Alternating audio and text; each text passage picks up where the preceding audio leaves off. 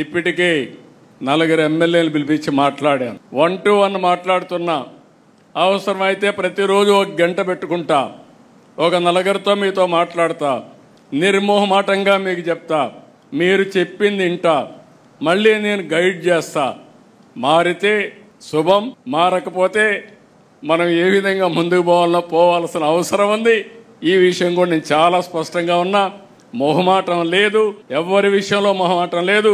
నా విషయంలో కూడా చెప్తున్నా, నా కార్యకర్తలు ఎక్కడ నా కాన్స్టిట్యూన్సీ తప్పులు చేసినా వాళ్ళని పక్కన పెట్టడం తప్ప చెప్పిన తర్వాత మార్చుకునే విధానంతోనే ముందుకు పోతామని చెప్పి కూడా నేను మీకు తెలియజేస్తున్నా.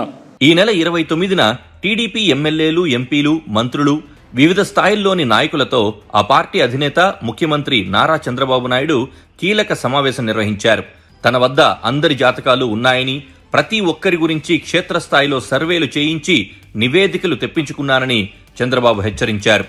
ప్రతిరోజు 4 ఎమ్మెల్యేలతో మాట్లాడతానని, తీరు మార్చుకోకపోతే ఇంకోసారి టికెట్టు ఇవ్వనని తేల్చి చెప్పారు. అయితే ఇలాంటి హెచ్చరికల్ని పట్టించుకునే పరిస్థితుల్లో ప్రజాప్రతినిధులు లేరు.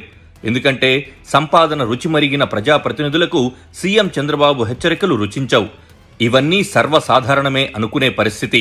రాజకీయాలు డబ్బుమయమైన నేటి పరిస్థితుల్లో విలువల్ని నమ్ముకుంటే ఎవరూ పట్టించుకోరు అని నాయకులకు బాగా తెలుసు. అంతెందుకు, ఎన్నికల సమయంలో ఎంత డబ్బు ఖర్చు పెట్టుకుంటావు అని చంద్రబాబు, లోకేష్ అడిగారే తప్ప మంచి చెడులు ప్రస్తావన లేదని టీడీపీ నాయకులు గుర్తు చేస్తున్నారు. అల్టిమేట్గా నేను ఒకటే చెప్తున్నా, ఎక్కువ మంది యంగ్స్టర్స్ ఉన్నారు, ఎక్కువ మంది ఫస్ట్ టైం ఎమ్మెల్యేలుగా, ఎంపీలుగా అయిన వాళ్ళు ఉన్నారు. మీలో ఆలోచన విధానం ఇన్నోవేటివ్గా ఉండాలి. లేదంటే మీరు అర్థం చేసుకునే సమయానికి మీ 5 ఏళ్ళు అయిపోతే మళ్ళా మనం ఎక్స్ఎమ్మెల్యేలుగా ఉండాల్సి వస్తుంది. అది రాకుండా ఉండాలంటే ఎప్పటికప్పుడు కోపప్ చేసుకుని కరెక్ట్ మెజర్ చేసుకుని మీరు ముందుకు పోవాల్సిన అవసరం ఉంది. గ్రాండ్ సక్సెస్ అయ్యేటిగా 30 days, ఇంకొక పని లేదు. No exemption, no permissions, no టానా, నో ఆట. మీరు అవన్నీ పెట్టుకుంటే మాత్రం ఈడ లేనిపోని ప్రాబ్లమ్స్ వస్తాయి. టాటా చెప్పేస్తారు. మీరు ఆట టానా ఆడిపోతే మీకు టాటా ఇక్కడ చెప్పేస్తారు. అక్కడి నుంచి మీరందరూ ఫినిష్ అయిపోతాం. మీడియాలో ప్రచారం కోసం సీఎం చంద్రబాబు హెచ్చరికలు చేస్తూ ఉంటారని కూటమి ప్రజాప్రతినిధుల అభిప్రాయం. మరీ ముఖ్యంగా చంద్రబాబు అంటే భయం, భక్తి క్రమంగా పోతున్నాయి. దీనికి కారణం లేకపోలేదు. రానున్న రోజుల్లో టీడీపీని నడిపించేది లోకేష్ అని, ఆయనతో మంచిగా ఉంటే చాలనే అభిప్రాయంతో చాలా మంది నాయకులున్నారు.